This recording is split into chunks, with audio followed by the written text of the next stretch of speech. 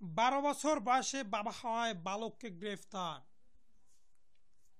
12 বছর বয়সে বিবাহ করেন, এই 12 বছর বয়সেই সে পিতার বাবা। আসলে মাত্র 12 বছর বয়সে সন্তানের পিতা হলো এক বালক। শিশুটির মায়ের বয়স ছিল 16 বছর। ঘটনাটি ঘটেছে ভারতের কেরালায়। 16 বছরের ওই কিশোরী শিশুকন্যা জন্ম দেওয়ার পরেই 12 বছরের সেই বালক সহ পক্সো ধারায় 2 জনকে গ্রেপ্তার করা হয়। যদিও কিশোরীর দাবি দুজনের সহমতে যৌন সম্পর্ক তৈরি হয়েছিল। ঘটনার সত্যতা যাচাই করতে 12 বছরের বালকের সঙ্গে শিশুটির ডিএনএ পরীক্ষা করা হয়।